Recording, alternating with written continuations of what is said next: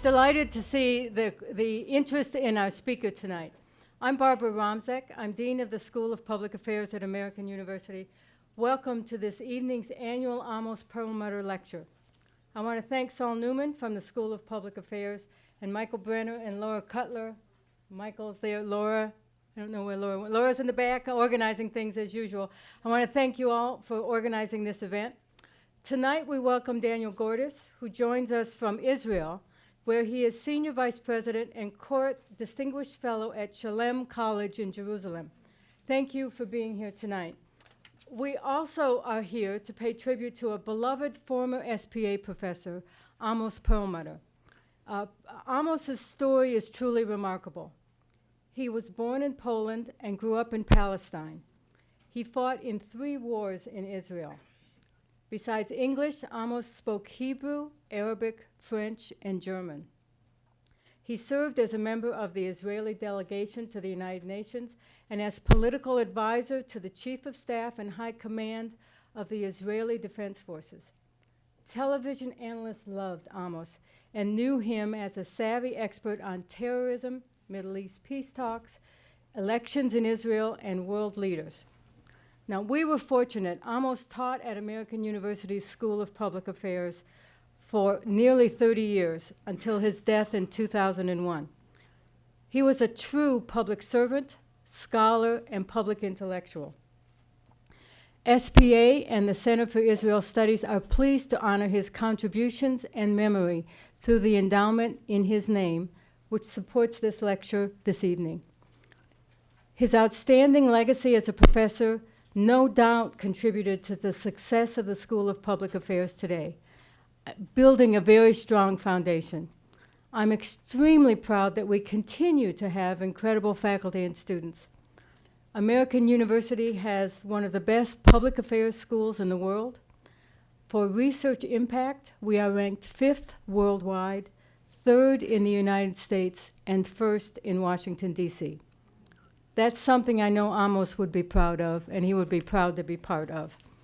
Thank you all for joining us as we pay tribute to his amazing legacy and welcome Dr. Gordis. I'm disappointed personally because I can't stay for the entire lecture this evening, but I look forward to hearing as much as I can. Now, at this point, I'm pleased to introduce to you the chair of the school's Department of Government, Saul Newman. Saul has taught at American University for more than 25 years.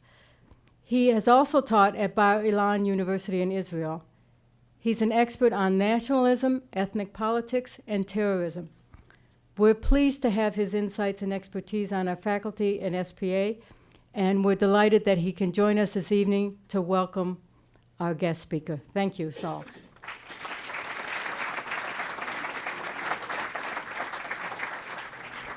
Thank you, Dean Romzek. I also, as I look around the room, want to welcome some of the distinguished guests here. In addition to Dean Romzek, we have Dean Peter Starr, we have Dean Carmel from Kogod, and Dean Goldgeier. Oh, there you are. Hi, Dean Goldgeier from SIS, as well as Howard Wachtel, the founder of the Center for Israel Studies.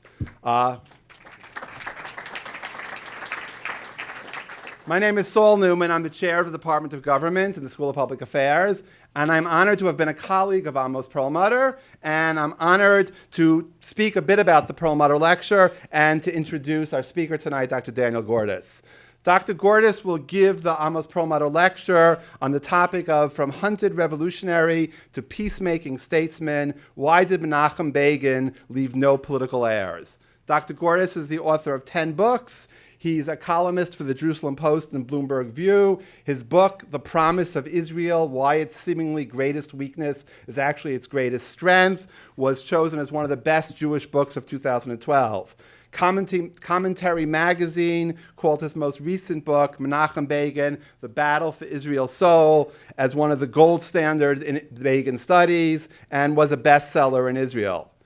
I think that Dr. Gordis' speech is very timely. As many of you know, the inheritor of the mantle of Menachem Begin, the Likud party, has governed Israel for the last 7 years under Prime Minister Benjamin Netanyahu. He believes that he faithfully carries on the legacy of the Likud Party and Menachem Begin, but some critics suggest that Netanyahu has had difficulty seeing beyond a fragile status quo and lacks the bold vision of Menachem Begin. I think Dr. Gordis will speak tonight about the paradox of strong visionary leaders and their ideological successors, and in the process, Dr. Gordis will touch upon some of the most important things occurring in the Middle East today. I think the speaker and the topic are incredibly timely for the Amos Perlmutter Lecture. I know Dr. Dean Ramzak spoke already about Amos. I'll just add one thing that's important to note. Amos published 15 books, including a book called The Life and Times of Menachem Begin, and I think he would have loved to have been here tonight. In addition to the varied career that Dr. Ramzak talked about, Amos Perlmutter was also a member and advisor to the Israeli Atomic Energy Commission, and in that role played a very important role in determining Israeli strategy for a nuclear Middle East, which I think is very topical in 2016. Amos was also a fellow at the Brookings Institution and the Woodrow Wilson Center for Israel for Scholars, and he was the editor of the Journal of Strategic Studies. But I think on a personal note, I'm personally thrilled to have Daniel Gordis here.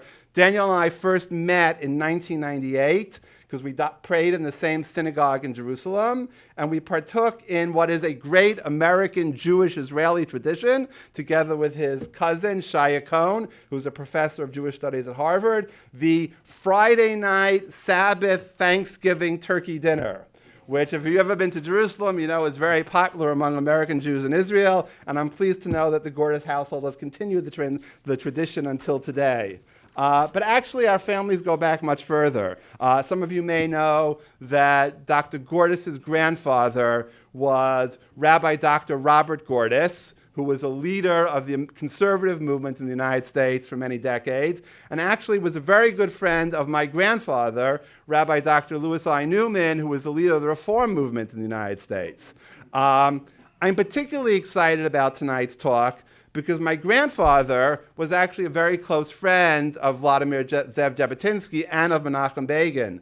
Back in the 1920s, I'm proud to say that when Reform Jews in the United States were not only not supporters of the revisionist movement, but were not even Zionists, my grandfather worked very closely with Jabotinsky in promoting the revisionist movement in the United States. In fact, I have some letters to attest to the fact that when Jabotinsky lived in Israel, his mailing address in the United States was my grandfather's apartment. And we still have some letters addressed to him that came to my grandfather's apartment. My grandfather was a rabbi in Central Park West, and at the time, since the Reform movement was not revisionist or not even Zionist, his synagogue refused to let him meet Jabotinsky in his synagogue office. So my grandfather used to meet with Jabotinsky on a park bench on 83rd and Central Park West, which was the only place they could meet. My grandfather and Jabotinsky worked together very closely in saving Jews before the Nazis closed emigration from Germany and from Europe in 1939. And later he worked with Menachem Begin in founding the Israeli state, helping found the Israeli state. And I have several documents in my house, personal letters from Begin to my grandfather. Interestingly enough, I'll play a little Jewish geography here. The only person in my grandfather's synagogue who supported him in his attempt to help Jabotinsky and Begin was a member of the Bergson group who was friendly with Ben Hecht and Marlon Brando, a man by the name of Yitzchak Ben Ami. Some of you may recognize that name because Yitzchak Ben Ami's son has gone on to be a leader of J Street, Jeremy Ben Ami. So life takes us in unusual directions. With that digression and introduction, I'm fascinated to hear his talk. I look forward to hearing what Dr. Gordis has to say. Please join me in welcoming Dr. Gordis.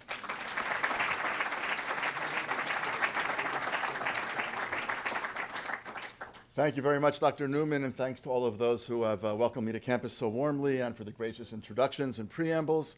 It's really an honor to be here this evening, and I'm truly gratified by the invitation and look forward to an interesting evening of conversation once the formal part of the evening has come to a conclusion.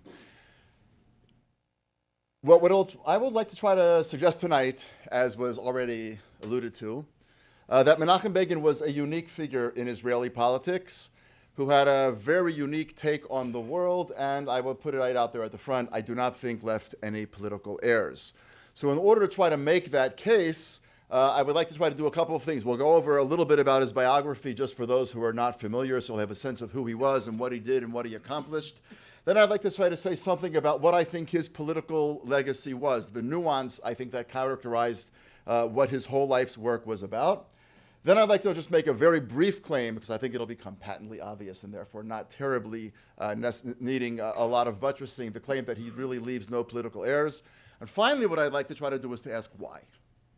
Why does a person who left such a great mark on the state of Israel and is still revered to this day, and as Dr. Newman pointed out, is still cited by many as being their political ancestors, and Bibi Netanyahu is certainly one of them, why is it that a person held in such high regard actually has no political heirs? What has happened in Israeli society and in the region in general that has made it impossible for someone of his ilk to achieve a high office and to lead the Jewish state?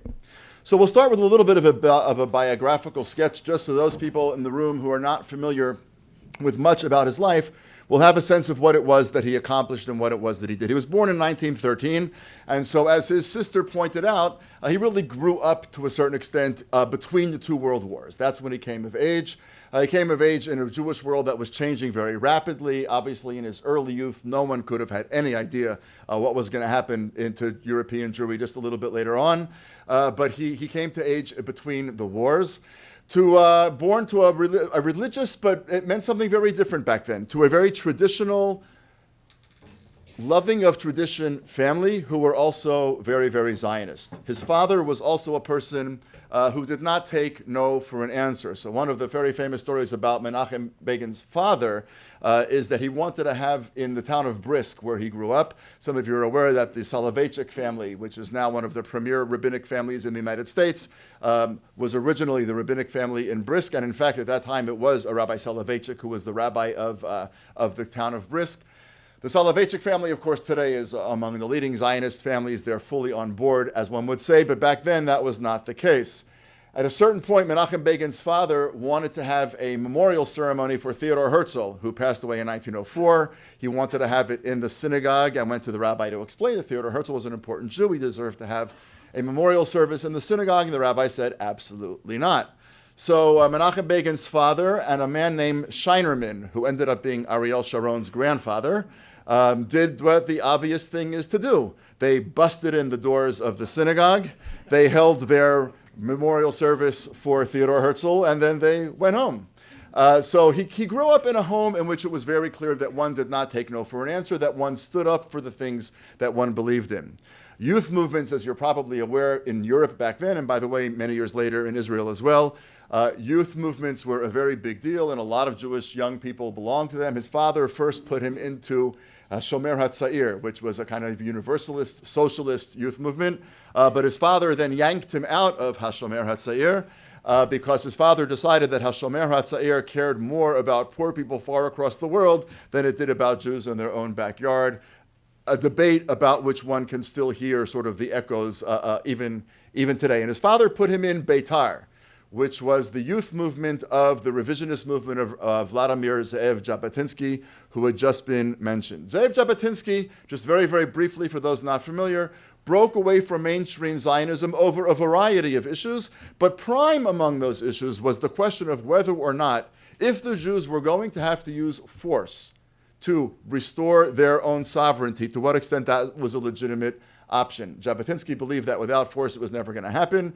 He probably was proven right. The mainstream Zionist world was not willing to talk about that, and Jabotinsky, for that reason and a variety of others, broke away, founded a movement. And very early in his teenage years, Menachem Begin came literally under the spell of Ze'ev Jabotinsky. He actually wrote in a diary later on, many years later, how he was invited to hear Jabotinsky speak. It was one of these gigantic European auditoriums, and every seat was filled out, and the only place that Begin himself could find was kind of at the bottom of the stage, sort of crouched under, not really sing very much, but listening to Jabotinsky. And he wrote that he was not influenced by Jabotinsky, but he felt at that moment that his life had suddenly gotten purpose, that his life had suddenly become sanctified for something.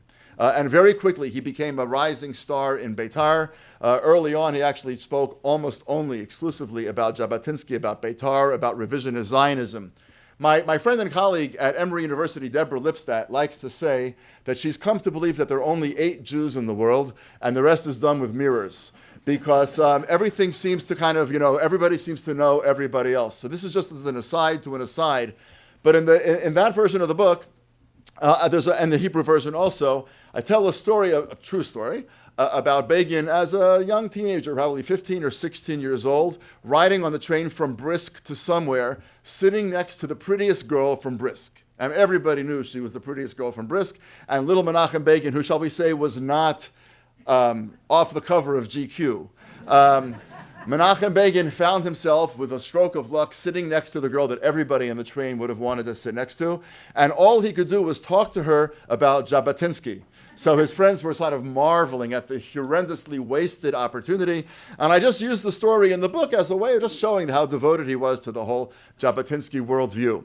Why do I mention this now? Just 2 or 3 weeks ago, a friend of mine who teaches at Shalem with me, teaches literature, he comes to me and he says, that story that you have in the book about the girl on the train from Brisk? I said, yeah. He goes, she was my grandmother. I said, how do you know that? He said, because she was reading your book in Hebrew one Shabbat afternoon. She goes, oh my God, that's me. So she's still alive. She's an elderly woman, but it happened right before I left for my trip to the States. So I hope to go relatively soon and have my own opportunity to sit next to the prettiest girl from Brisk. And I promise not to speak only about Jabotinsky, though I'm sure that his name will come up. In any event, he rises very quickly through the ranks of Beitar. Beitar, by the way, numbered tens of thousands of young people in Poland. We're talking about an enormous movement.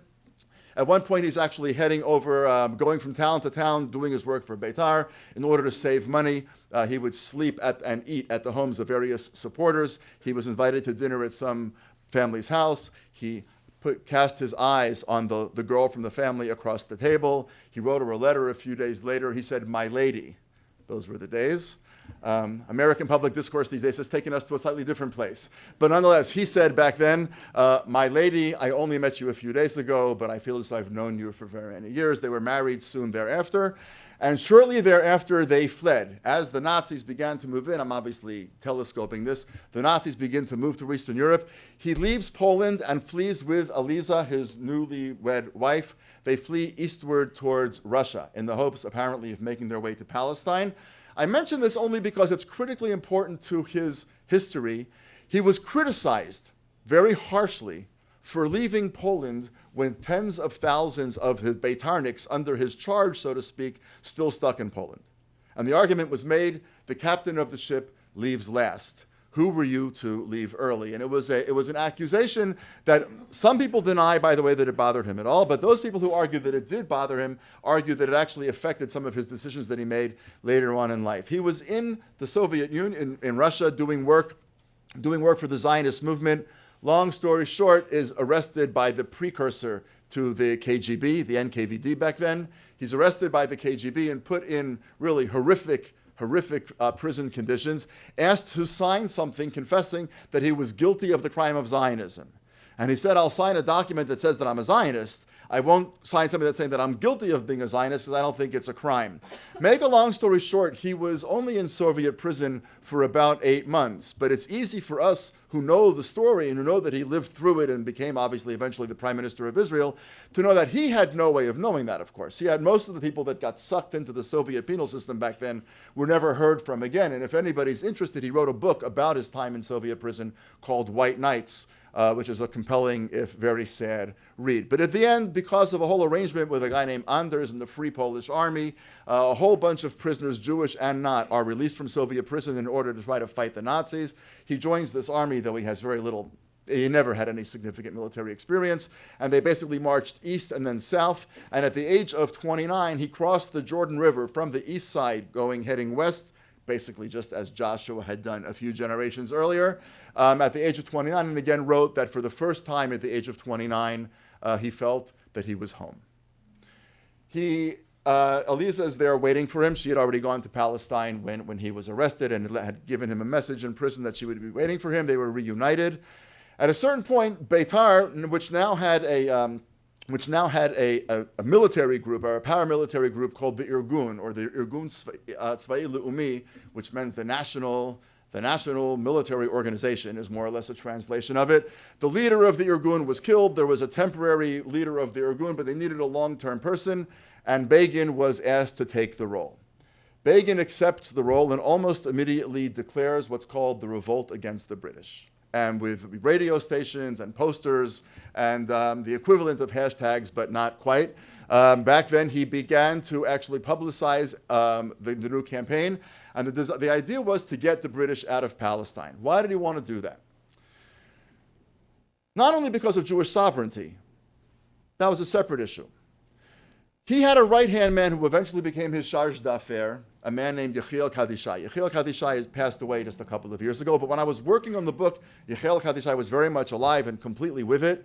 And I interviewed him for the book. In the last conversation that we had, I asked him to review with me one more time how it was that he had actually met Begin. And he said to me, well, the first time I met Begin, I didn't really meet him. He said, we were sitting in a meeting in 1941 or 42. This is a man who was about 90 years old. He goes, I can't remember if it was December 41 or January 42. Oh my God, my memory is shot. Anyway, little did I tell him, but whatever. He said that he was actually in the British Army in Ismailia, and he'd been given 3 days off, and all the Jewish kids who were stationed in Egypt just took the train right back up to Tel Aviv and went home for a couple of days. And they had heard a rumor, he said, before he had gone down to Ismailia a few months earlier, but the rumor was so patently, obviously ridiculous that they knew it was false. The rumor was that Hitler was going to try to destroy Polish Jewry. But they knew that was ridiculous, because there are 3.5 million Polish Jews. You can't kill 3.5 million people. So they kind of chuckled, like, who's making up these crazy rumors? And he was in the British Army, he goes down. So by the time he came back at the end of 41, beginning of 42, there were already people getting out, escaping here and there, and it actually seemed that the rumors were true. That somehow or another, as crazy as it sounded, Hitler was going to try to wipe out Polish Jewry. Now, by the way, for those of you who don't know the story, obviously Hitler killed more than 90% of Polish Jews. So on that score, he actually succeeded quite well.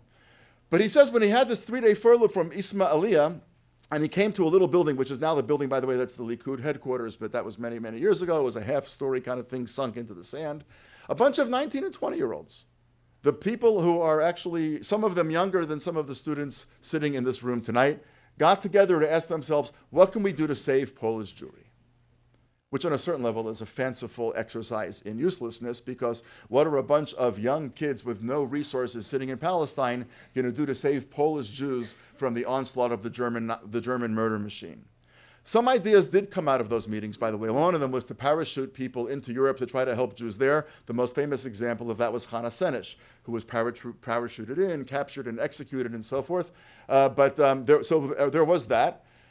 But towards the end of the meeting, Kadishai says, a young man stood up, a little bit older than them, wearing khaki shorts and a khaki short-sleeve shirt, said Kadishai, wearing John Lennon glasses. I wanted to point out that that was a little bit anachronistic back then, but needless to say, he said he was wearing John Lennon glasses, and this guy stood up and said, listen, if you want to save Polish Jews, what you need to do is attack the British in Palestine. Because the British are not going to leave until it becomes too costly for them to stay.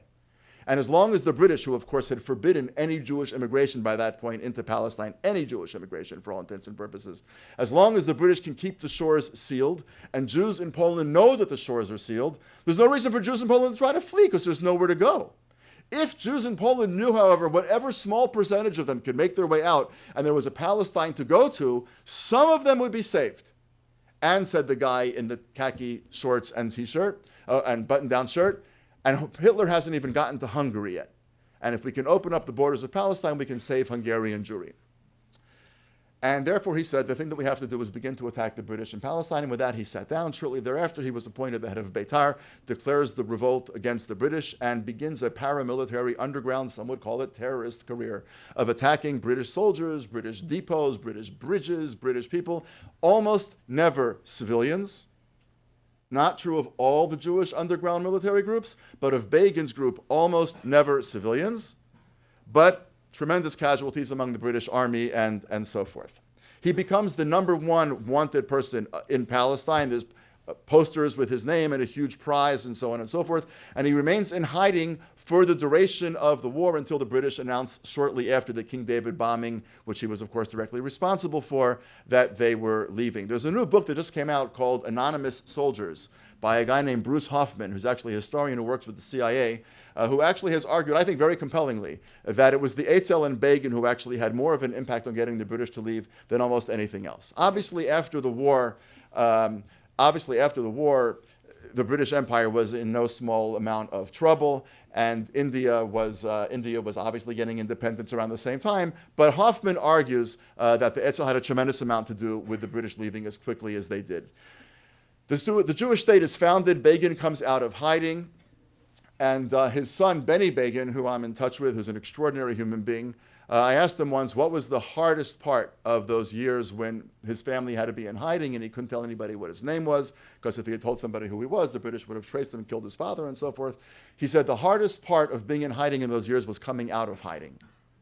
So what was that? What does that mean? He said because hearing that this horrible guy named Menachem Begin that everybody was talking about was actually my father was the most painful thing that he could remember from that period of time. Obviously now he reveres his father and so forth. Begin then, at the beginning of the state, begins 29 years in the political desert. David Ben-Gurion despised him, just the way he had despised Jabotinsky, and kept him on the margins. He was not invited to sign the Declaration of Independence. He was not included in any of the governments. He was kept very much on the margins. And Begin's party kept running. First it was called Cherut, then it was called Gachal. Eventually it merged and it became called the Likud, which actually means the gathering of or the combining of and so on and so forth. But for 29 years, he's the head of the political opposition, and some historians claim that he is the only leader of a modern democracy to have ever lost 8 consecutive elections only to win on the 9th time. It's actually a certain amount of stick-to-itiveness for which he deserves a certain amount of credit. During the years that he was in the opposition, though, he actually assumed a number of positions that I think are very important for us to understand if we're to talk about his political legacy. One of them was the issue that brought him really back from the shadows after he had a brief retirement in the early 1950s. He's brought back in by the German government's suggestion that it go into negotiations with the Jewish state and make reparations for damages in the Holocaust. There were 2 competing camps in Israel. One was the Ben-Gurion camp, who knew that Israel just simply desperately needed the money. Israel was absorbing more people per capita than any other country in the world had ever absorbed. It had made a commitment already by law that any Jew anywhere in the world could come to Israel and be granted citizenship. There were hundreds of thousands of people in Europe who were displaced persons who had nowhere to go. 700,000 Jews were effectively evicted or forced to flee or pushed out, whatever you want to call it, from North African countries. Israel was absorbing people after people after people, had no place to put them, no roofs, no food, no heavy machinery for building the kinds of infrastructure that it was going to need. And Ben-Gurion's attitude was, if the Germans want to pay, we're going to take the money. Jabotinsky's core view had been that Jewish life is fundamentally about dignity, a word in Hebrew called hadar, which he said is the critical issue. And for Begin, the idea that you would take money from the people who, in Begin's case, had killed his father, his mother, and his brother, leaving only him and his sister alive, the idea that you would let them buy their way out of their guilt was simply unimaginable and unthinkable. The German word for reparations was Wiedergutmachen. So for those people who know some German, know that you can kind of parse it all apart. So wieder meaning again, gut, obviously good, machen, to make something good, to make something okay. Now, it's a much harsher word in German than it is in English or even in Hebrew. But for Begin, the idea that the Jewish state would take money from the Germans and allow the Germans to repurchase, in a sense, their innocence or some lack of guilt or exoneration from guilt was simply unthinkable. And he led a huge campaign against Ben-Gurion, which of course he eventually lost. But I think at that point that he actually created for himself the reputation as the person who was going to be the watchman of the Jewishness of the Jewish state. David Ben-Gurion was part of that world of pioneers who had basically broken with the world of Jewish tradition.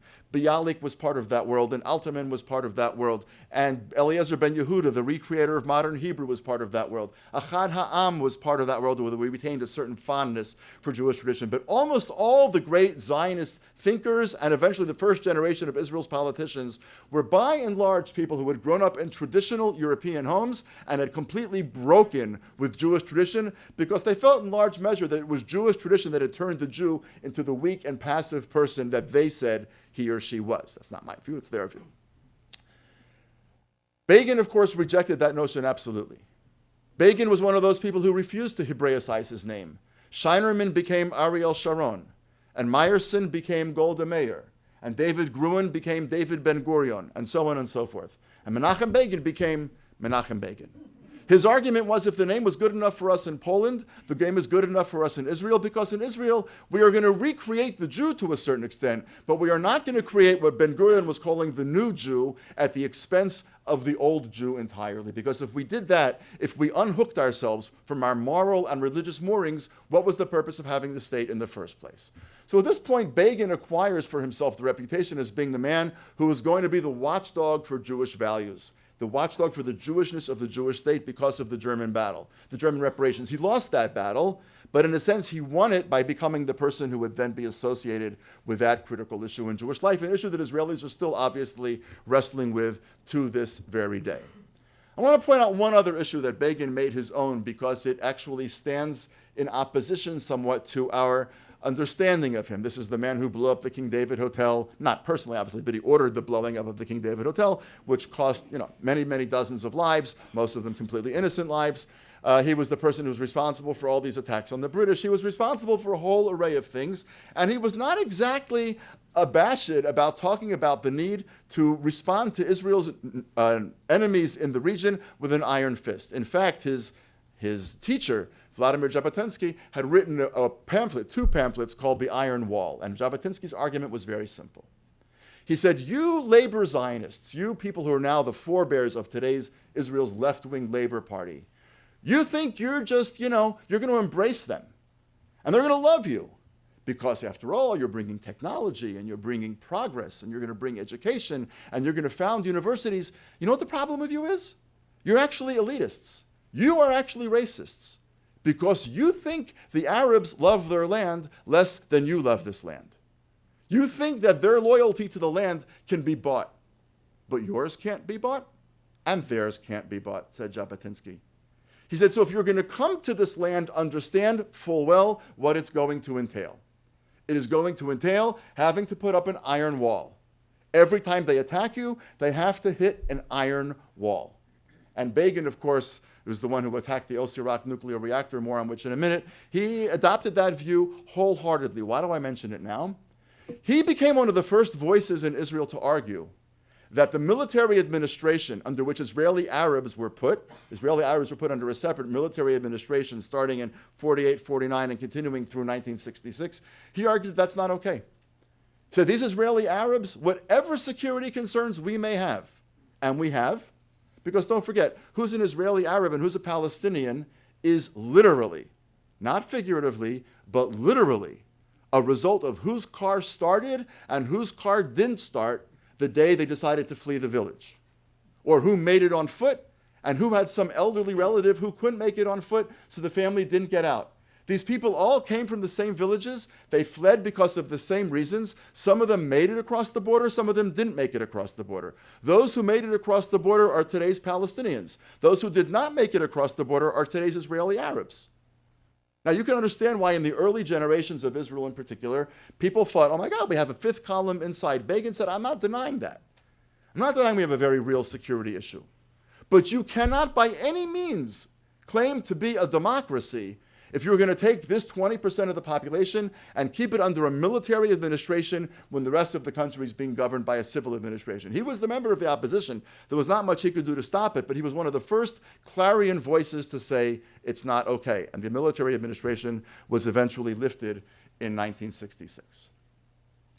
All the while that Begin is in the opposition, the white Ashkenazi European elite is bringing in people from North Africa, Jewish refugees from North Africa and from Yemen and Iraq, Iran, and perhaps doing the best that it could, but perhaps not, depending on who you ask, putting them in what's called ma'abarot, transfer villages, but basically places that became horrible slums, which eventually, by the way, turned into Israel's poor cities today. These people began over the course of a generation or so to recognize that they had come to a Jewish state but had not been treated the way the white people from Europe had been treated.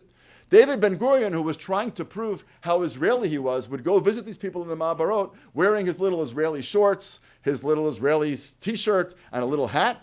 And these people looked at him and they're like, this is a prime minister? I don't know how many of you have, by the way, seen these pictures. They used to wear these overalls, Ben-Gurion, right? These overalls with an enormous zipper. It was like a onesie, basically. So you go into Baby Gap and you've got 3 months, 6 months, 9 months, prime minister. So in any event, Ben-Gurion would actually wear these things, and he thought he was going to prove to the Mizrahim, how cool and how Israeli he was. Menachem Begin only wore suits. It's all he owned. Basically, it was 1 or 2 suits. So when he would go, even in the heat of the summer, to visit these people, he wore a suit because that's all he had. And he wore a suit because he thought that's what a gentleman does. Now, people thought that the Mizrahim were going to laugh at him. You're just proving how Polish you are.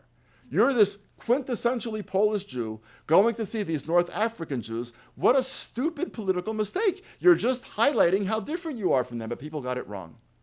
Because the Mizrahim felt he's dressed up to come and see us. And he began over the course of years, when he began to understand that he was getting traction, ironically, not with the European elite, but with the Mizrahi undercurrent, under subgroups, and so forth. He began to understand as he was getting traction that he should actually make a big deal out of the fact that when he had run the Irgun, Ashkenazim and Sfardim and Mizrahim fought side by side. They died side by side. They commanded each other. There was no sense of hierarchy based on country of origin, based on color of skin, based on anything. And that message resonated. So that by 1977, after Israel had, I would say, escaped the Yom Kippur War, hadn't won, hadn't lost, had lost 3,000 boys in the space of 3 weeks, whereas in the 67 war, when it tripled its size, it lost about 600 men. In the Yom Kippur War, when it was surprised because of terrible military mistakes, it clawed its way back to the original borders, losing 3,000 boys. Golda Meir was very unceremoniously dumped as prime minister shortly after that loss, because she had been prime minister during the war. Then Yitzhak Rabin followed. Rabin had to resign, actually, because his wife had a dollar account in Washington, D.C., where it was illegal at that point in Israel to hold. It was a small amount of money, and Rabin had been the ambassador here. They kept a small amount. It was not a big deal. But for Israelis, especially Israelis who were devastated by the war, for the Mizrahim who were devastated by being poor, the idea that one prime minister allowed their sons to get killed, another prime minister even had extra money to keep in America in dollars, there was a growing wave of disgust with the ruling Labor Party. And in 1977, against everyone's wildest expectations, Menachem Begin is elected prime minister. The first thing that he does when he is, a microphone is shoved in front of his face, is he actually is asked, what do you want to say to anyone? And he says, I want to say something to my wife, Eliza. And he misquotes a verse from the prophet Jeremiah. He says, I remember the innocence of your youth when you followed me, the Bible says, into a land unsown. And he said, into a land sown with mines. But he took a Hebrew verse to make it clear that this was going to be his administration. His administration was going to be deeply rooted in Jewish tradition. Just very quickly to telescope, he very, very quickly reaches out through Ceausescu, ironically, and then directly to Sadat. Sadat comes to Israel in November 1977, speaks to the Knesset. Several years of intense negotiations follow, but eventually Israel and Egypt sign a peace treaty, which, coming on the heels of the 73 war, was an enormous accomplishment. And with something that no one would have expected back then from Menachem Begin, the terrorist, Menachem Begin, who'd been the fugitive, Menachem Begin, who had blown up the King David Hotel, he signs the treaty with Egypt. He also undertakes a huge urban renewal project in Israel's poorest neighborhoods, funded largely by American Jews, by the way, but he's the first prime minister to undertake massive urban renewal projects. He also, in 1981, attacks the Osirak nuclear reactor, because his position was that no sworn enemy of the Jewish state is ever going to be allowed to acquire a weapon of mass destruction, period. Not going to happen.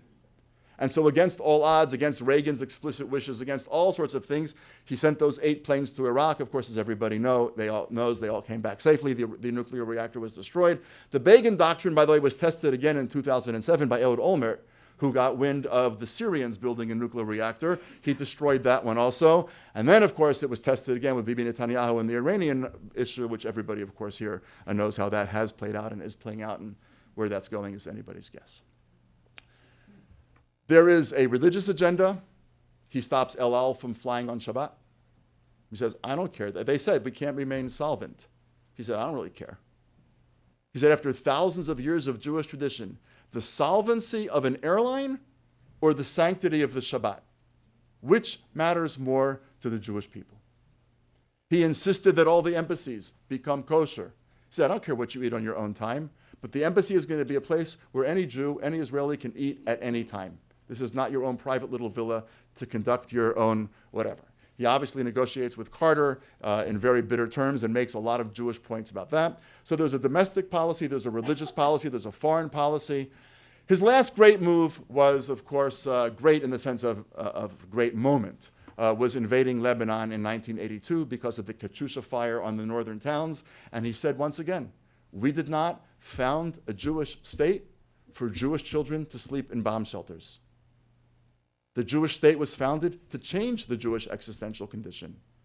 The Jewish state was founded so there would be no more pogroms.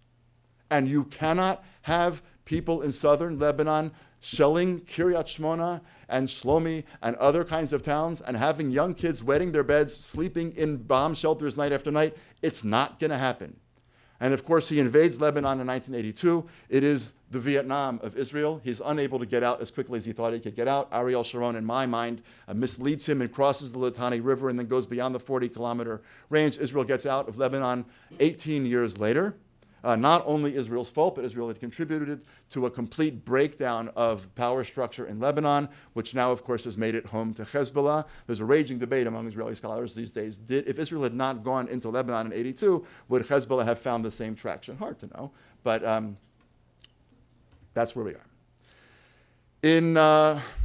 Shortly after the Lebanon war, as people are holding up signs of the numbers of dead outside his window, and by the way, his advisor said, we'll move them down the road. You don't have to wake up every morning and see this. He said, no, it's democracy. They want to be outside my window. They can be outside my window. But it was killing him. Eliza had also died. He was very much alone. He was in failing health, and he resigned. He goes into his apartment. He didn't actually own an apartment, believe it or not. He moved in with his daughter because he just didn't own anything. He moves in with his daughter and basically lives with her until he dies almost a decade later. Only exiting his apartment for doctor's appointments and for memorial ceremonies for his wife. The man who had been Israel's greatest orator, and people that I interviewed when I was writing the book who worked in the Knesset, but I mean cafeteria people, library people, people who worked at administrative offices who were not members of Knesset, when they told me that when Begin would speak, the word would go around the Knesset like wildfire, and everybody would leave their office and go to the upstairs to listen to Begin speak. He was widely considered Israel's finest orator. He begins his life in Palestine hiding for years from the British, and he ends his life in Palestine hiding from the Jews. He begins his life alone without Eliza as he makes his way to Palestine. He ends his life alone without Eliza because she's died.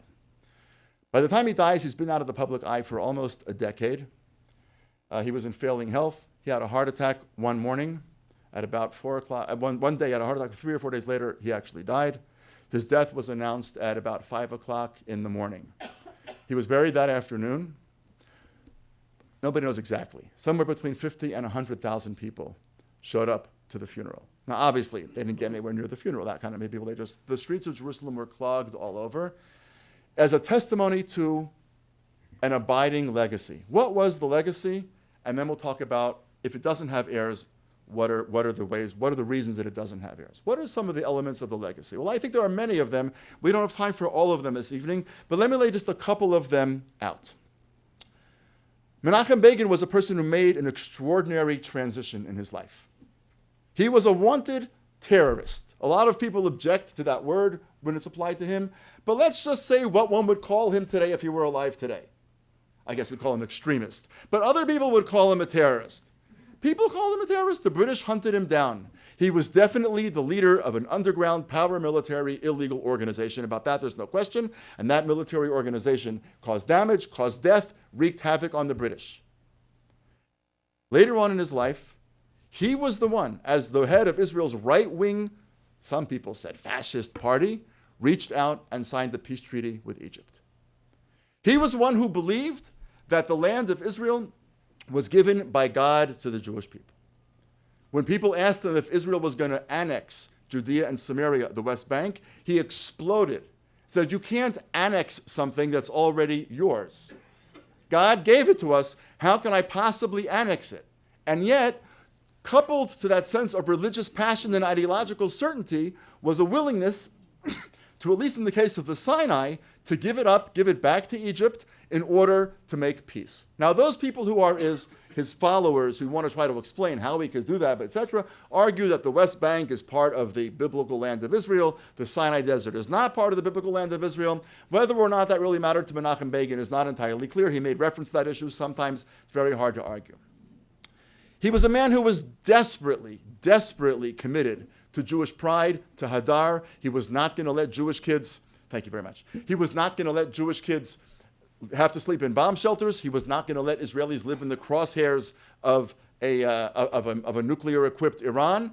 And yet at the very same time, he was a person who was willing to make extraordinary compromise. He was a person who was deeply devoted to the Jewish tradition, but here's the critical piece. He kept a kosher home. He did not keep Shabbat. But he insisted that publicly one create a certain kind of an aura. People ask today, was he religious or secular? I get that question all the time, especially in Israel, because Israelis are great at thinking in binary terms about a whole lot of things. And people say, was he religious or secular? And I say, yes. And they look at you like you're crazy, but in fact, it's not a crazy answer. He would have rejected the very idea of the question. For him, you could actually have reverence for the tradition without seeing it as a checklist of things that one has to observe.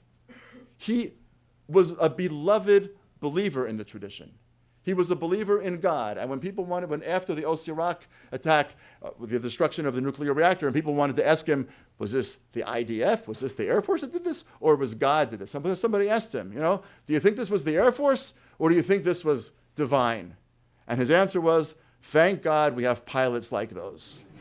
Which was to say, he was a man who lived comfortably in both of those worlds. He was a man who was deeply committed to Israel's security, had no problem saying whatsoever that Arabs outside Israel, to be sure, were a threat to Israel. When Carter pressured him to create at least the beginnings of a Palestinian state during the negotiations with Egypt, he said there's not a chance. He says, I'm not about to negotiate a peace deal with a country to our south only to create a new country that's going to be our enemy directly to the east. It's completely out of the question. And yet, he was the very same man who, despite that temerity, first of all, was willing to negotiate a deal with Egypt in the first place, and was the one who called for the end to the military administration over Israel's Arabs. Was he religious? Yes and no. Was he dead set, committed to seeing the Arabs as enemies? Depending who they were. Not Israel's enemies, not Israel's Arabs, not Arabs in other countries. He was a man who actually lived a whole variety of kinds of straddling offenses, religiously, in terms of politics, in terms of changing his positions. The terrorist becomes the peacemaker. The religious man doesn't fully observe the tradition. The man who's dead set with the iron wall of Jabotinsky argues that Israeli Arabs have to be treated better, so on and so forth. What happened? What happened to Israeli leadership so that today's Likud, first of all, has no domestic policy at all? Today's Likud literally does not have a domestic agenda. There is poverty in Israel. There are housing shortages in Israel. There are issues with Israel's Arabs. Let's just talk about economics for a second. Today's Likud party has no economic internal agenda except for Israel to have a strong economy. Issues of equality, issues of housing, you never, ever, ever hear Prime Minister Netanyahu talk about it. Never.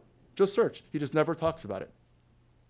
Now, in terms of other kinds of issues, the Likud also, when Bibi Netanyahu says in the last election, Jews better run to the elections because the Arabs are doharim. They are galloping to the polling booths. You would never have found Menachem Begin saying that. Not in a million years. Not in a million years. He would have wanted the Jews to vote. So he'd have gotten on the radio and said, the future of the Likud party is at stake, go vote. You would not have found Menachem Begin saying, the Jews better go to the polls because the Arabs are galloping, which is a hell of a verb. The Arabs are galloping to the polls. You would never have found it. He was a man of he was an orator. He had no problem speaking out loud. He despised Jimmy Carter. Despised him. And by the way, it was mutual. But he understood that on the public stage, you did not get into a match with the President of the United States because you can't win. He understood that there's a certain office that comes with the President of the United States, and no prime minister of a dinky little country in the Middle East takes on the president and walks away standing. It was a different kind of Polish gentleman. And even though it was a Polish gentleman who was deeply European, he was a complete egalitarian when it came to social issues and the inclusion of Ashkenazim and Sfardim together and Mizrahim and so on and so forth. So what happened? Why do we not see that kind of a domestic agenda? Why do we not see people who in their early parts of their careers were much more hardened, and then when they have the power and the possibility of making change? By the way, Ariel Sharon's an exception to this. Right? Ariel Sharon, at the end of the day, started out as the commander of Unit 101, which was not exactly UNICEF.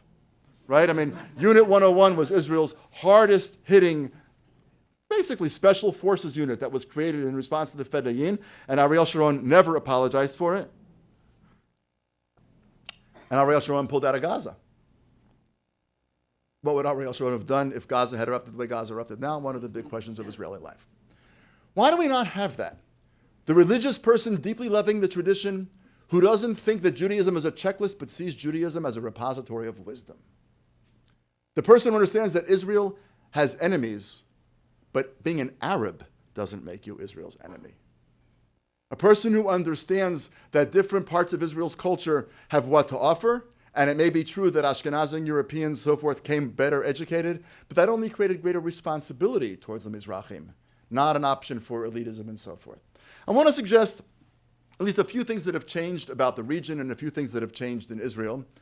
They're not necessarily the ones that breed the greatest degree of optimism that we're going to see a change in the immediate future, but I think honesty is what's called for in a conversation like this, and we can explore it further when we have the conversation. What's changed? Why is there not another Menachem Begin? Bibi Netanyahu is clearly not Menachem Begin.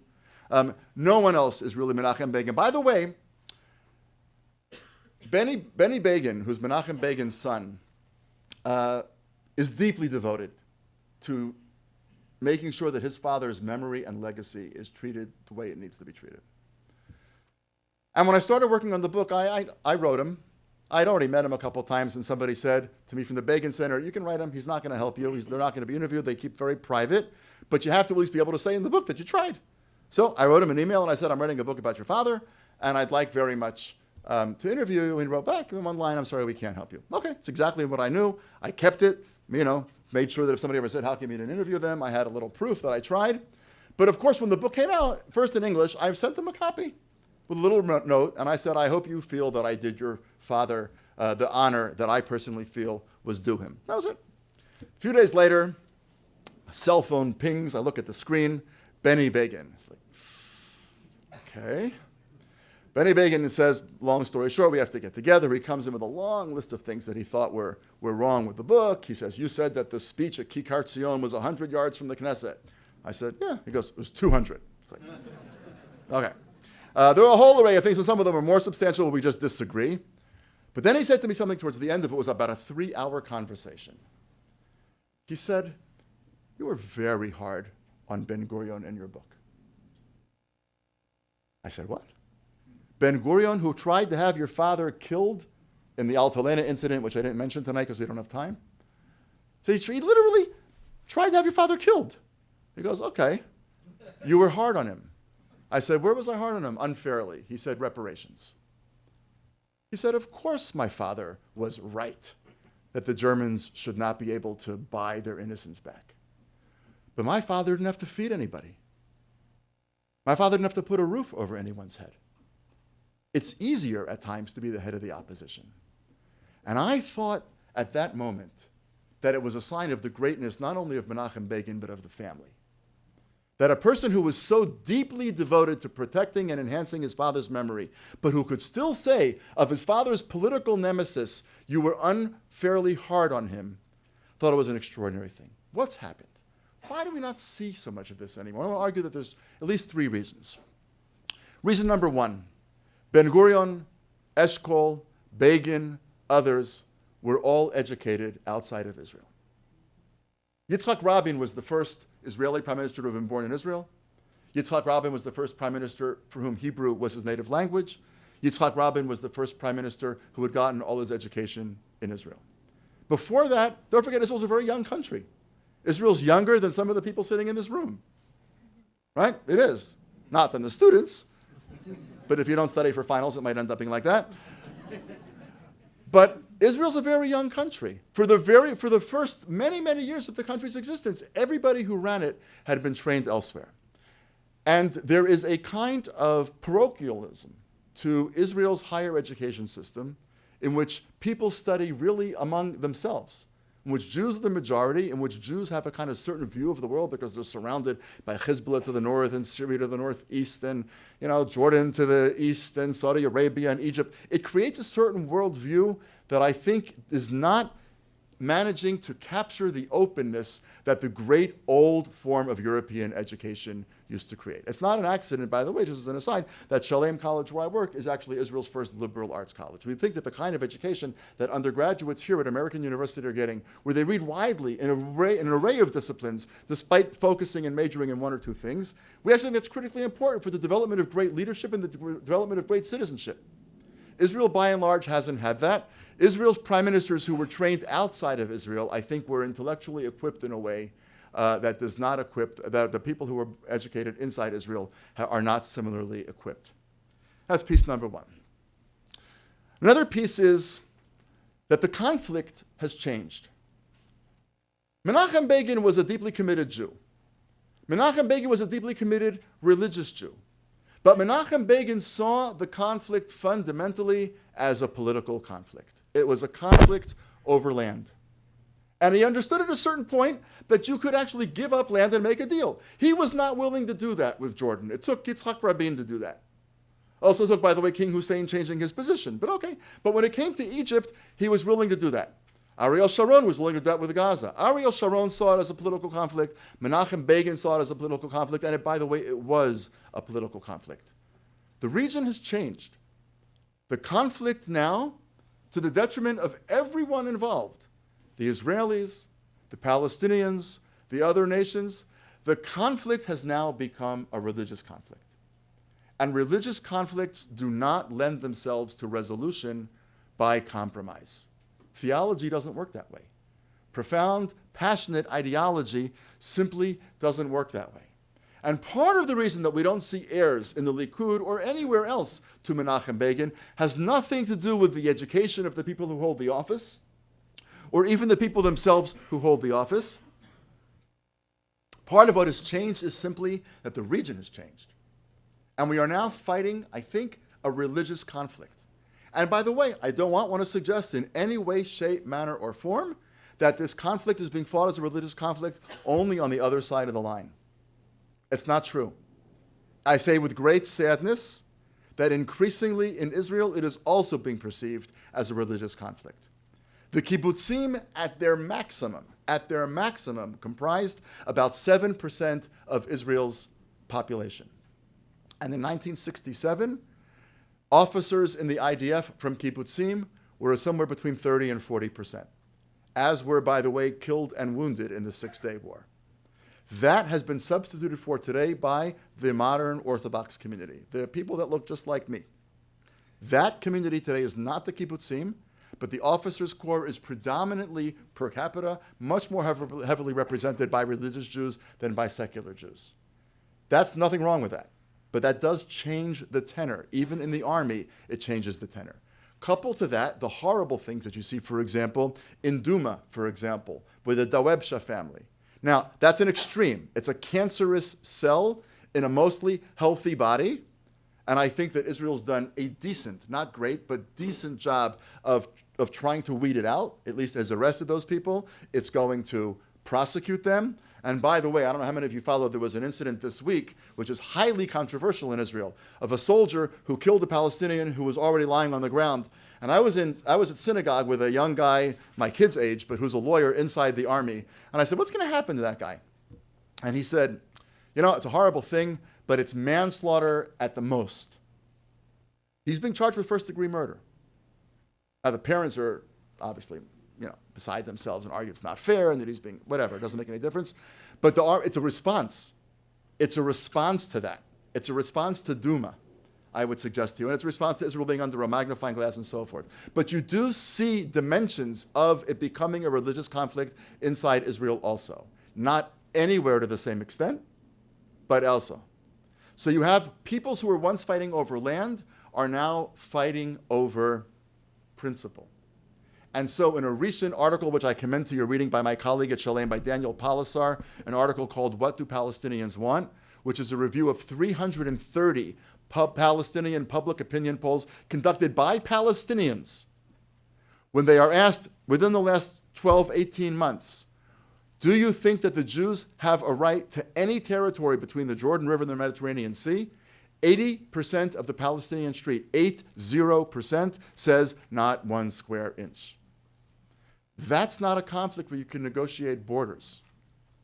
And in that regard, by the way, Bibi Netanyahu may come across as an unthinking ideologue, but he's actually playing, in that particular regard at least, a strategy game. I think he's playing it wrong, but I think he understands that there's not a deal to be made with a Palestinian street that looks and feels that way. So piece number one is the education of the people in place. Piece number two is the changing of the conflict. Piece number three is a change in the psyche of Israelis. This is the first generation of Israelis that do not believe that they or their children are going to live to see this conflict resolved. There are Israelis on all different sides of the political process. Some are left and some are right. Some think we should get out of the West Bank, all of it tomorrow. Some think we should never get out of any of it. Some think most people think we should make a lot of compromise. That's all in the ideal world, assuming that there was a deal to be made. What percentage of Israelis actually think a deal can be made now? An infinitesimally small number. Because Hezbollah says explicitly, the conflict is over when there's no more Israel. Hamas says explicitly, the conflict is over when there's no more Israel. The Palestinian street says, in these public opinion polls, 80%, the conflict is over when there's no more Israel. It creates a kind of a desperation in a society. Desperate societies do not become compromising societies.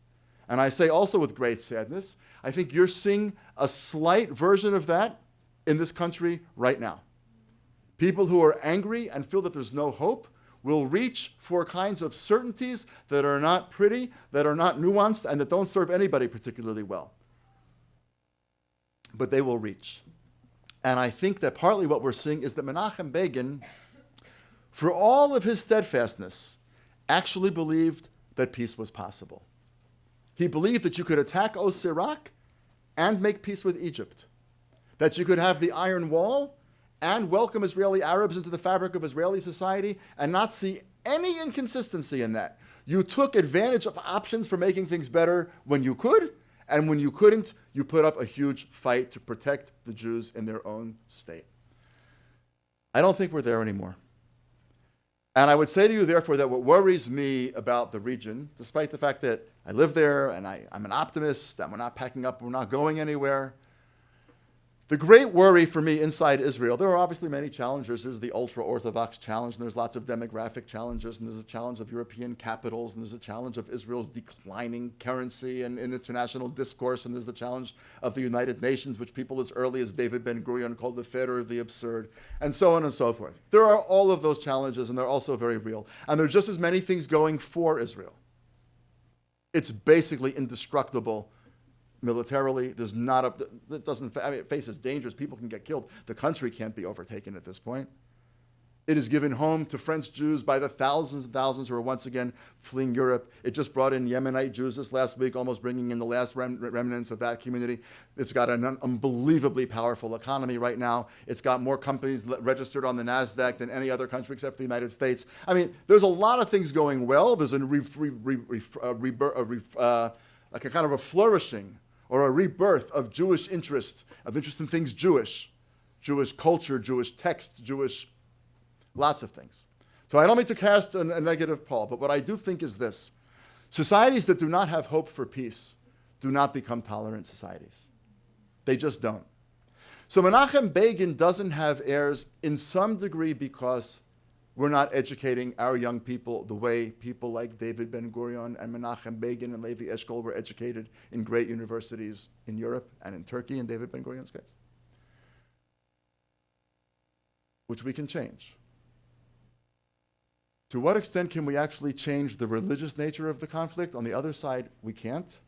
We have, I think, a tremendous obligation to inculcate in our young people a sense that from our standpoint, this has to be a political battle.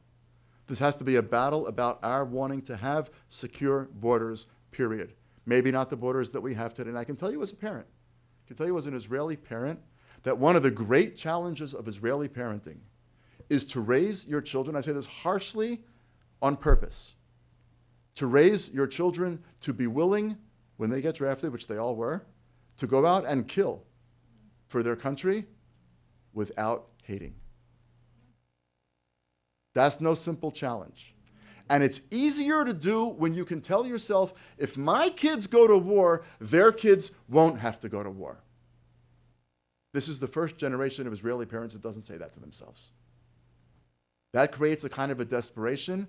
And just like desperation here breeds things that are not terribly compromising or nuanced, I think desperation in Israel breeds things that are not compromising or nuanced. So we can change the education. We can try, on our side of the border at least, to try to inculcate in our own citizens at least a sense that this is not a religious conflict. This has to be a political conflict, which is therefore resolvable by compromise at some point when the other side is ready. And the last thing I'll say, which has nothing to do with what I said before, but I'll conclude with this. Countries that do not feel protected do not risk. Countries that feel assailed from every side do not risk. Europe thinks, certain organizations in this country think, that all you have to do is push Israel to the wall, mark its products, assail it on Capitol Hill, push it here and push it there, and you will force Israelis to back down. It's exactly the wrong approach. If Israelis felt that the international community had their back, then they want nothing more than to see their grandchildren not go to the army. Convince Israelis that the world is turning on them, and they will say there's no choice, our grandchildren have to fight this out. Convince Israelis that Paris and London and Berlin and Washington and American Jews left and right, and American Jews religious and secular, and American Jews young and old, all basically have Israel's fundamental interests at heart. Israelis, I think, will fundamentally find themselves making compromise in ways in which it's difficult for us to imagine right now. So this is a joint enterprise, it seems to me, to restore the kinds of people to Israel's highest office who are of the sorts of Menachem Begin. It's up to us educationally. It's up to us as we teach our children what this conflict is about. It's up to the world to try to make sure that the other side understands that time is not on its side, perhaps. And it's most importantly, I think, up to the world to have Israelis understand that the idea of the Jewish people having a sovereign state is an idea that the world has not abandoned, is an idea that the world actually still stands behind. And that if Israel feels protected, perhaps I think one day we will actually come to a point where Israelis take the risks that Menachem Begin was willing to take, and that I think wherever he is right now is still hoping that one day we will find the courage to take again. Thanks very much.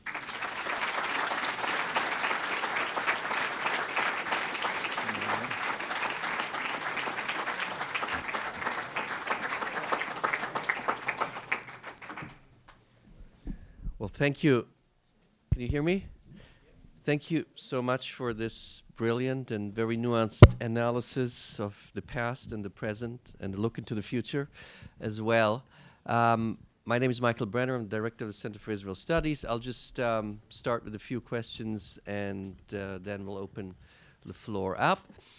As a historian, I would like to actually go back and ask not just why were there no heirs to Menachem Begin in a political sense, but ask you actually, was Menachem Begin actually the heir of Vladimir Zev Jabotinsky? Because in many ways you could say the same, that perhaps even Jabotinsky didn't have heirs. Jabotinsky was a very different character. I would say more liberal in many ways, much less Jewish. And he wanted, for example, to write the Hebrew alphabet in Latin letters, and he didn't grow up with Yiddish, he grew up with Russian. And he didn't particularly, we don't know if he would have endorsed Begin as his heir. So just curious, from your research on Begin, and of course Jabotinsky, what's your take on that? Is it maybe even, if we go a generation backwards, the same? Right, well, partly the answer to the question depends on how one defines an heir. I think most of us would agree that even when a person has a disciple, that disciple almost never actually echoes exactly what it is that the teacher said, and so partly the question is what constitutes an heir. Begin definitely described himself as Jabotinsky's heir. They had a huge falling out at a certain point. Technically, the issue was over the Beitar oath, but that really wasn't the issue. The issue was that Begin was actually much more inclined to use force and to be out there and to be aggressive than Jabotinsky was.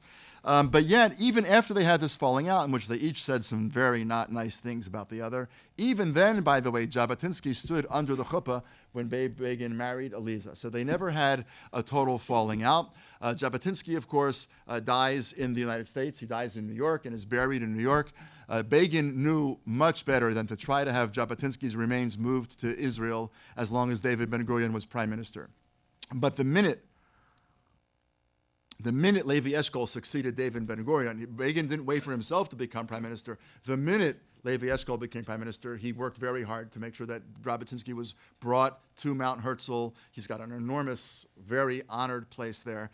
So I think, first of all, that in many, many respects, Begin was Jabotinsky's heirs in the following sense. A, he considered himself to be Jabotinsky's heir.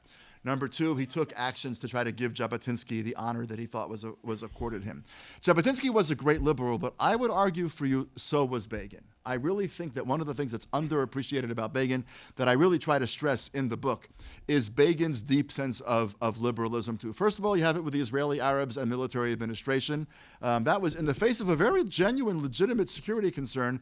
Begin simply said, doesn't matter. In other words, a citizen is a citizen, and you may have to do whatever you're going to have to do, but you can't do this. Begin's first act as prime minister, his very first act as prime minister, before he'd actually taken office, but he'd already been elected. Israel was contacted by the captain of a ship named the Yuvali. The Yuvali was a ship in the South China Sea delivering something or picking something up, whatever it was, and it came across a boatload of Vietnamese refugees who had been passed by 5 or 6 other ships that didn't even stop. The men on the boat were getting no food and no water. Women and children were getting 1 teaspoon of water a day. And the Yuvali radioed back and said, we don't have enough life preservers for these people. What are we going to do? And Begin was already elected. The question was for him. He said, what are you talking about? Put them on the boat, get them the medical help that they need, and bring them here. We'll make every single one of them a citizen. By the way, getting them the help that they needed was not so simple. Japan, Hong Kong, China, none of those countries allowed the boat to dock, even to put people in hospitals temporarily, with Israel having promised that the boat would not leave until they were all put back. They were just dehydrated. They needed IVs and stuff that the Yuvali didn't have. In the end of the day, the people did not die on the open sea. They did not die on the ship. They were all brought to Israel. They were all made citizens. And Begin took great pride in that act, in a universal act. And when Jimmy Carter, in a rare moment, actually complimented Begin and Israel for having done this, Begin said very simply, it's really not that extraordinary. That's the nature of our tradition. In other words, we're told 37 times in the Torah to remember the stranger because we were strangers in the land of Egypt. Now, how do you take that seriously and then let people on a boat in the middle of the South China Sea die because they're not Jews? He was a universalist in many ways, just as he was a particularist for Jews. The Christian community in Israel sees Begin as the prime minister that was the greatest host to them of any of the prime ministers. So I think that he was, in fact, a reflection of much of Jabotinsky's liberalism, albeit in a different way, because as you correctly pointed out, Jabotinsky grew up in a secular home, Begin in a religious home, etc. So I really do think that both in terms of the Iron Wall, but also a tremendous, profound liberalism, he was a real heir. And I agree with you. How much times have changed? How would he react to 60, 70, 80,000 Sudanese, Eritrean refugees? We don't know. Right. It's not 100, 200, or a couple of hundred Vietnamese boat refugees. Another thing that occurred to me is, I think your analysis was really absolutely correct in terms of how things have changed, how more religious the conflict has become. And I want to ask, maybe a little bit provocatively, did Begin not contribute, at least to the internal Israeli Jewish problems becoming more religiously colored by shaping the society as a more religious society than both his predecessors and actually, I would say, his successors in Likud? That's a very interesting question. And one could make the argument. But I would not make the argument in the sense that he contributed to it in that way. I would make the argument actually almost by analogy to America today. I think that one can open the door on certain forms of discourse. And that once that door, when a certain kind of discourse is opened up, very hard to get that genie back in the bottle. I think America is going to discover that in the years to come. You can't actually lower political discourse to a base level and then simply say after the campaign, okay, people aren't going to talk that way anymore. That doesn't happen. Now, that's not going to happen. It's a very sad thing, actually, for a society that's prided itself on a certain dignity in its public discourse. I think when Begin brought into the public sphere a kind of an unabashed Jewishness of the discourse, he may have actually enabled this. But I think it actually goes much further back. It already starts with Eshkol.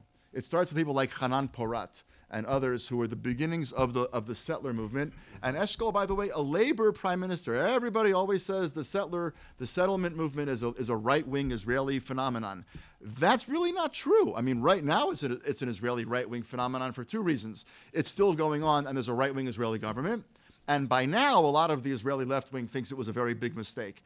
But it's very important to remember that the settler movement got its first start under Eshkol. It got its start under Golda Meir. In other words, it was a lot of, and Rabin afterwards. So a lot of things had happened in the settler movement long before Menachem Begin ever took the oath of office. He did increase the pace of settlements, no question.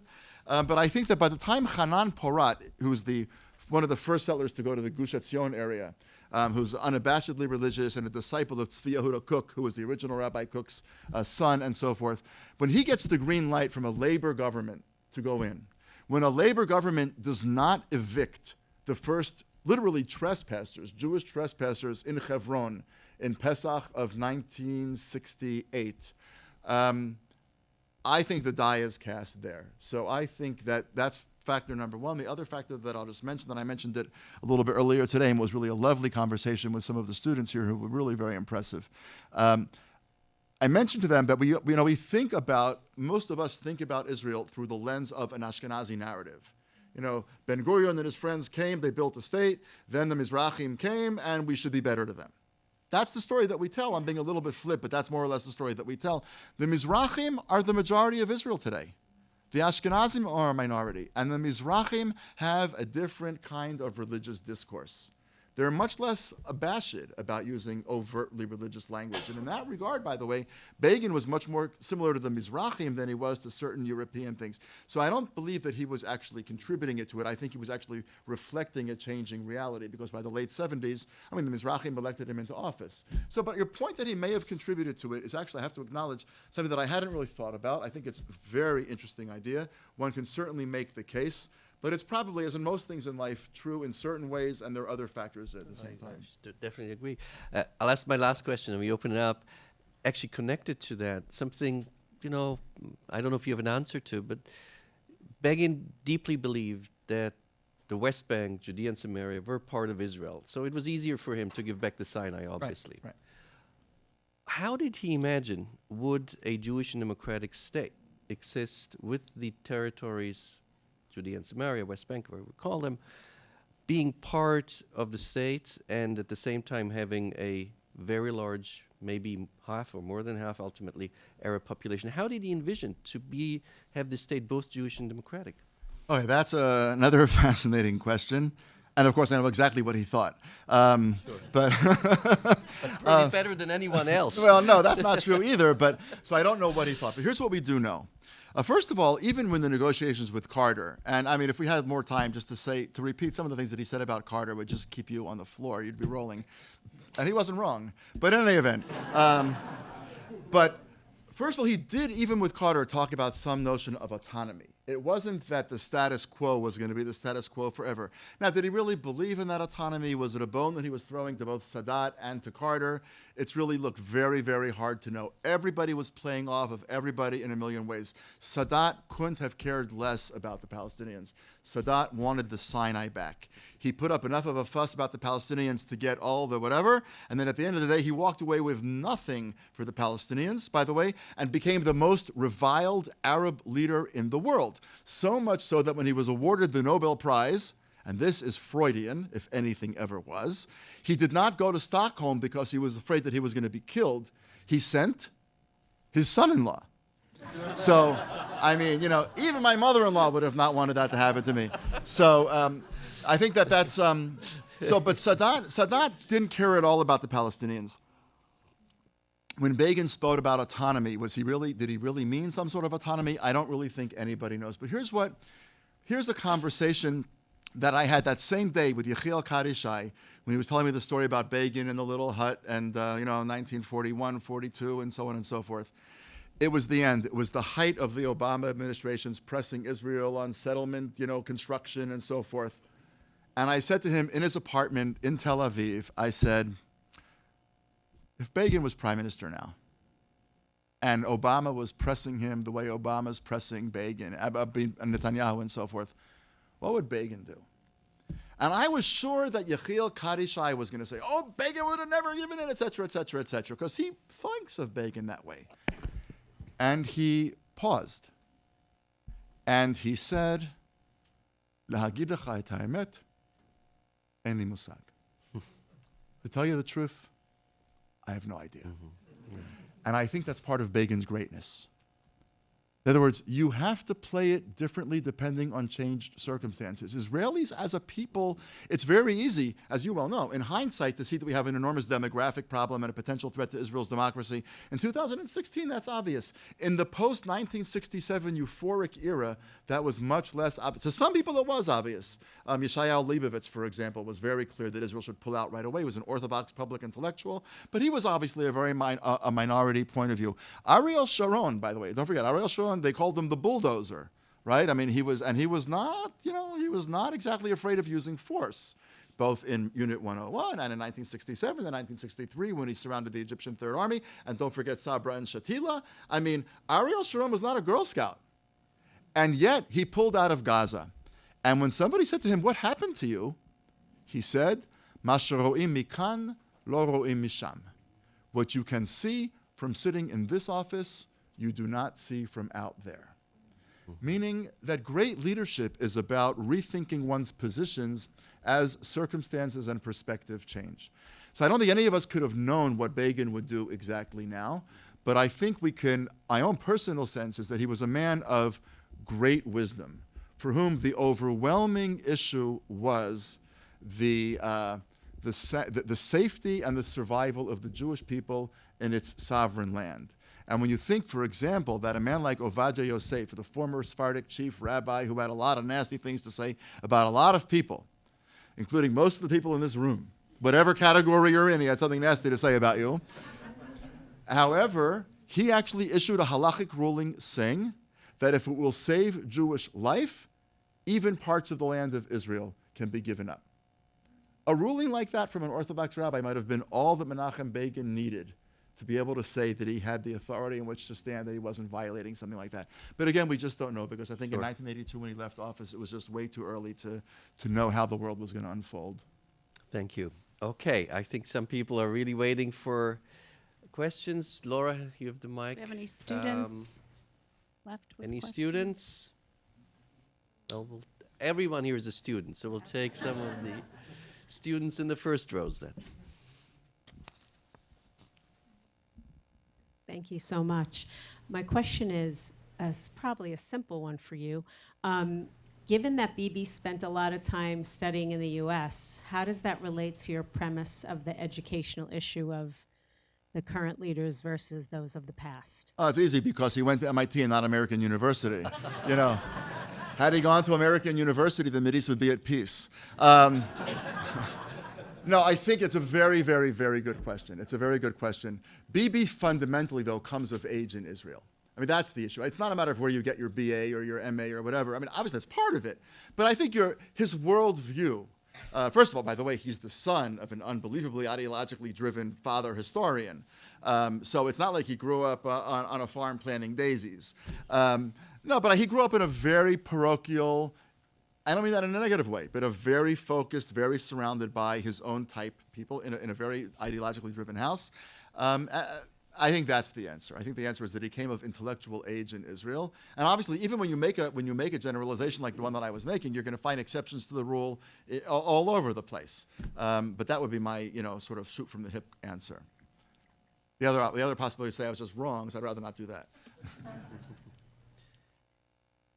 Mike. Where's the mic? I don't know where the mic is. Laura? Thank you, Danny. When you talk about Menachem Begin's heirs, he spent his lifetime going out to small towns, building up, I think they call the princes and the paupers. And you see someone like Tzipi Livni and then the other side, David Levy, who we don't hear about so much anymore. We do hear about Tzipi Livni. Do you consider them maybe those type of individuals as heirs? That's an interesting question. Put it this way, I would say not heirs in the sense that we were talking about it before, but certainly people who owe their political career and a lot of their worldview to him, no question. But somebody like David Levy, a lot of these people that we're talking about, unfortunately, were felled by, scandals of this or the other sort. That's a very sad dimension, by the way, of Israeli politics these days. That you have literally a former president in jail for rape, a former prime minister in jail for corruption, dozens of former cabinet members. Now, there's a good side and a bad side. The obvious bad side is that these things are happening and these people are doing these things. The good side is that the judiciary and the prosecution are still sufficiently independent that you can even send to prison the president and the former prime minister. So, if there's a good side to a horrible story, that is it. But I think your point is really a very interesting point. I think that there's nobody who's risen really to the very... Tzipi Livni is not. Tzipi Livni is really her father's daughter, and her father was his own ideological sort and so forth. So I think she was part of his entourage, but I wouldn't call her an heir. David Levy was one of the people who benefited from Menachem Begin's opening the doors wider to the Mizrahi crowd. But David Levy was the protege of the immigrants who came to that country, came to Israel, and felt shortchanged by history. I don't think that their ideology was a Begin ideology, but it's a very interesting question. Well, it seems as though you're making 2 points. One is that the conditions aren't right for someone like Begin, or for Begin to a Begin-like person to have the same policies as Begin now. And the second point being that if Begin were here, he would do things differently from what Netanyahu is doing. Now, Netanyahu is not one of my favorites. There are a lot of things I don't like about him, prisoner release and other things. Oh, that's okay. But as far and not adopting a Levy plan. Okay. But as far as his relations with the U.S. president goes, I find it hard to believe that Begin would operate any differently. What Netanyahu was faced with is Obama's position for Israel to end what he calls the occupation, and that includes all the territory I understand. Of the West Bank, and that's strategically impossible for Israel. Now, the only way to Let me just answer the that, questions. We got other people in. You can't defy him. Right. No, I understand your point. Very well taken. And I understand where you're coming from also, which is perfectly legitimate. I think that you're right on the strategic side. I don't think that Begin would have folded with regard to settlement construction. I don't think he would have folded with regard to security. I'll tell you where I think, and again, we're talking about hypotheticals. I'm just guessing, right? But where my gut instinct tells me Begin would have been different than Bibi. Begin would have never have gotten caught with even the minimal perception of having gotten involved in an internal American presidential race. He would never do that. He would never do that. And I can't prove it, so you have every right to disagree, but I think that he would have looked at the landscape, whatever number of months ago it was, and said, there's nothing to be gained by going to a joint session of Congress. The people who I'm going to be able to convince, I'm going to convince behind closed doors. And the only thing that I can do by getting a gazillion standing ovations is to rub the president's face in the mud, and that's not going to help me. I think Begin, frankly, was much more of a gentleman. He was just a classier guy. And I'm not a big fan of Bibi either, but for different reasons. We agree about that. We just don't agree about the reasons. But at least we can, we can have a party together. We just have to not talk about why we're at the same party. But my sense is I think that you're right on security. I think you're probably right on settlement construction. I think Begin would have never, by the way, adopted. He would have adopted the Levy Commission thing also. Bibi didn't do it. Obviously, Bibi believed it, but he didn't do it for political reasons, and whether that was right or wrong is neither here nor there. But I just think that he was a classier guy. He would not have gone to the joint session. He would not have gotten caught supporting Romney. He might have prayed 3 times a day for Romney to win, but he would not have gotten caught publicly intervening, being perceived as intervening in the domestic election in a different country. I'm just saying that's my perception. I have a question. You mentioned a point of the vision and agenda of Begin, like what you mentioned, and I maybe include the computer for every child that is the seed of all the startups company in Israel, Right. And he started with this vision, a canal between the Mediterranean Sea to the Jordan, maybe in the future, and the peace withdraw from Sinai. My question is about 82 Lebanon war. Do you think that the war started only because the missile, or maybe he has a vision changing the Middle East or changing the government in Lebanon to be friendly with Israel and to have a peace between Israel and Lebanon? I think that's a very good question. What do I know? But his speeches, his public speeches were very clear. Od lo katyusha achat al Kiryat Shmona. Very clear. There's not going to be one more katyusha on Kiryat Shmona. That was what he said. Now, he did have a whole plan for how he was going to use internal Lebanese politics in order to create, if not a new Middle East, then at least a new reality in the north of Israel, which was based on supporting Bashar Gemayel. But his plan, we're not going to go into the whole thing now, but his plan obviously required Gemayel to win, to then feel that it owed Israel and that Israel would have a friend in the Lebanese government, which is obviously torpedoed when Gemayel was assassinated, and so on and so forth. But I don't think, and again, I'm just guessing, but I don't think the agenda, I think Gemayel was a means to an end. And the end was not a new regional order in the Middle East, which I think he would have been very dubious about. I think the end was really actually much simpler. In a certain way, it was a simple guy. He was just a simple guy. You can't go making Jewish kids cry in bomb shelters at night. Can't do that. Because that's not why this country's here. First off, thank you so much again for coming. I saw you speak 6-7 years ago, and you're still just as powerful and persuasive today, so thank you. Did I say something different back then? Well, a little bit. But a million questions to ask, but being on campus can't help but ask. And I'm an alma mater of AU, so it's interesting being back. I'm a Jewish history teacher at a local day school, so question for you is essentially if you had to speak to a 11th grade, 12th grade class about the Arab-Israeli conflict, what message would you give to these kids, high school kids coming into college, and how do you think, knowing that Begin kind of towed the line between the religious and the secular sort of style, and I feel like in Israel today, you've kind of mentioned how Israelis are so black and white in that sort of sense.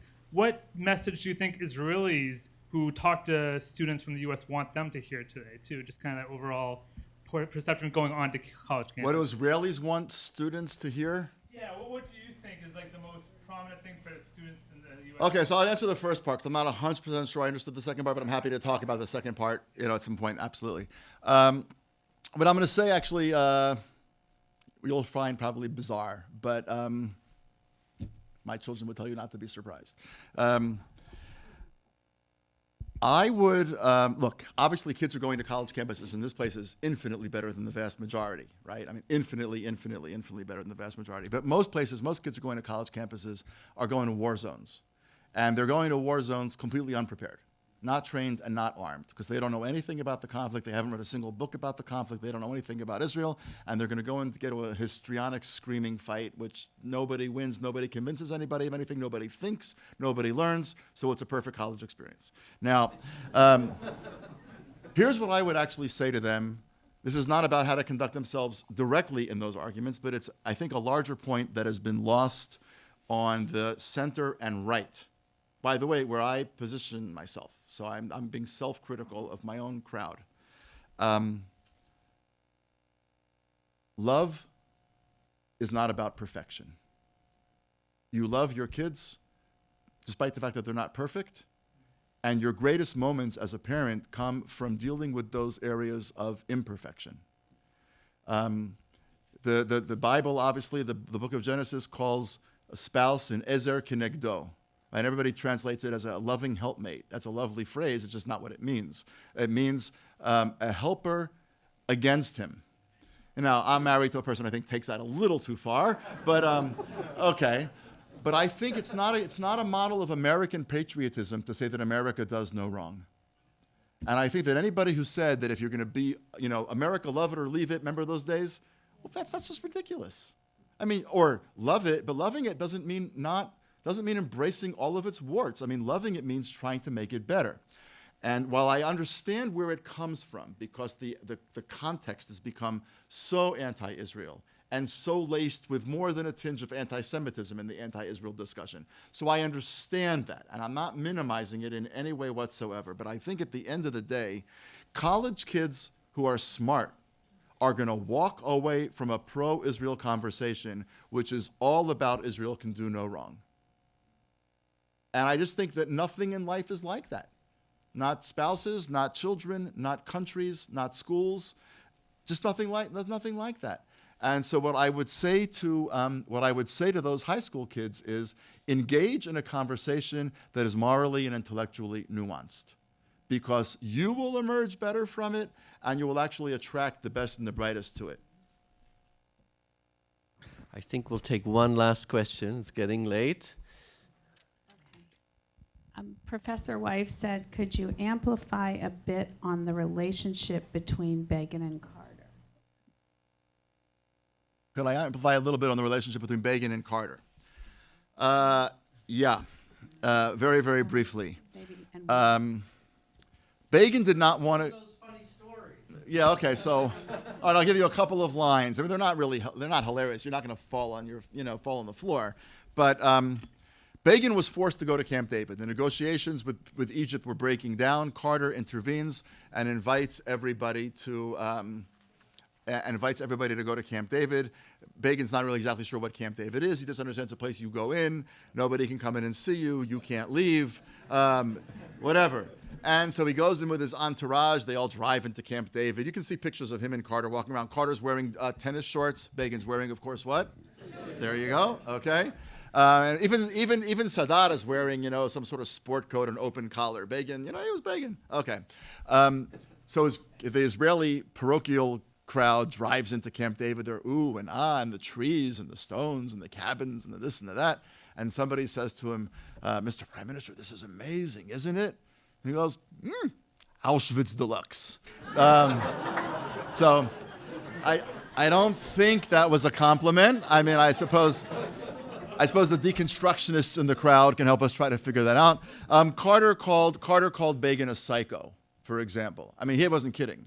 And Begin was convinced, and Ken Stein, who worked in the Carter Foundation for many years, says, rightly so, Begin was convinced that Carter was an anti-Semite. Ken Stein actually left the Carter world after a while, becoming convinced that was the case. I don't know. Jimmy and I aren't terribly close, so I don't know. But what I can say basically is this. I think that It was bad chemistry. It was just bad chemistry. They were both deeply religious men in their own way.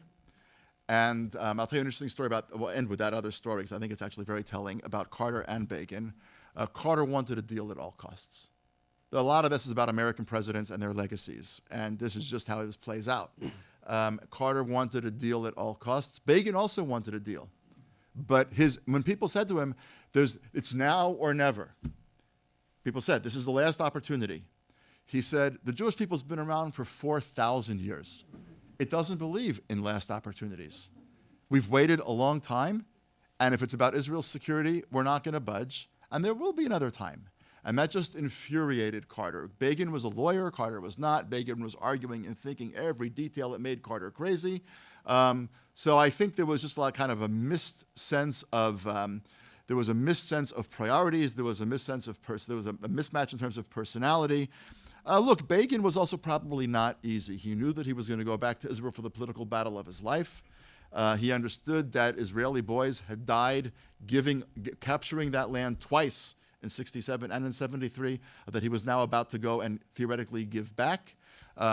Some people claim, I can't tell you if it's right or wrong, some people claim that he knew deep down in his heart that if he gave back the Sinai, he was setting the stage for an eventual retrenchment from the West Bank, which he knew he himself would never do, but that the world would then push on. I can't tell you if that's right or wrong, but I know a lot of people that work with him who say that that's what he felt. So I think it was bad chemistry politically, it was bad chemistry personally.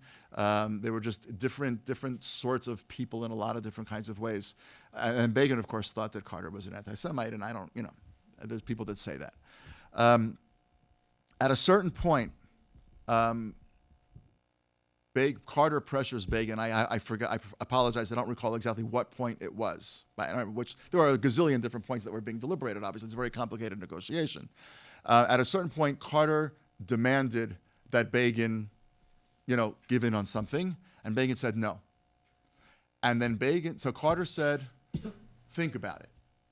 Just think. Will you think about it?" And Begin told him the following story.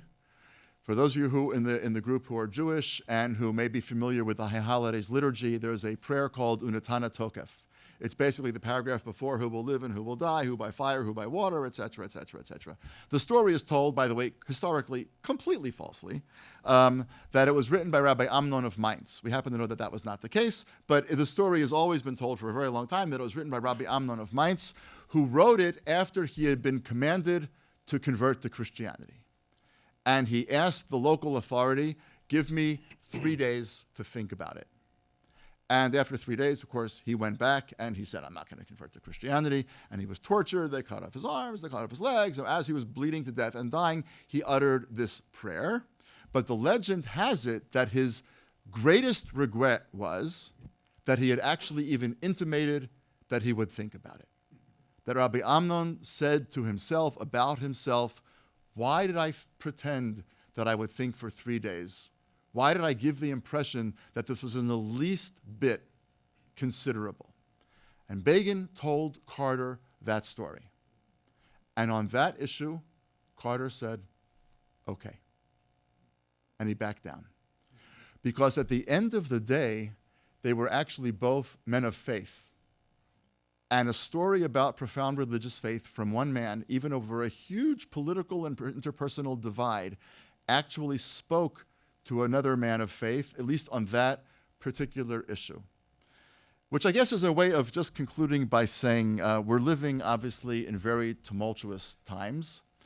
And a large part, in both sides of the pond, as Churchill would have put it, and a lot of this is about ideology, and a lot of it's about, conservatism versus liberalism, Israel's enemies versus Israel's security, and the Jordan Valley watchtowers, and all those kinds of things. But at the end of the day, it's actually men and women who make the calls. And men and women are motivated by lots of different kinds of things. I think what made Menachem Begin so unbelievably interesting is that he was colored by having grown up between the two world wars. He was colored by a profoundly passionate, fire-breathing, ideological mentor. He was colored by a profound devotion to the Jewish tradition. And at the same time, he was equally imbued with a sense of the importance of compromise when the right moment came along. He was equally imbued with a sense that one could revere one's teacher and disagree with one's teacher. You could fight the British like crazy and kill British soldiers at every turn. And when there became time to actually be able to make sure that Israeli boys did not die on the Egyptian border, do that. And then, of course, he made mistakes. The Lebanon War was probably a terrible mistake. And this is the last thing that I'll end with. Because particularly of the discourse in which we find ourselves today. He met this girl across the dinner table, and he fell in love with her at first sight. And he loved her every waking minute of her life until the day she died. He was in Los Angeles for a conference. She had been in Hadassah Hospital. She was intubated. He said, I'm not going to go. She wrote him a note. She said, I'm going to be fine. Just go to the conference. You come back. It'll be fine. She died while he was in Los Angeles. They got him on a plane. It was one of these, private whatevers. And he was in the bedroom on the plane. And I know people who were on the plane with him who said that he lay on the bed the entire 12 or 14-hour flight from Los Angeles crying, Lama azavti ota, lama azavti ota. Why did I leave her? Why did I leave her? He was a man at the end of the day of just simple, unbelievable human devotion to his people, to his country, to his wife, to his children, the possibility of peace. I hope and I pray that one day we'll have another one just like him. Thanks very much.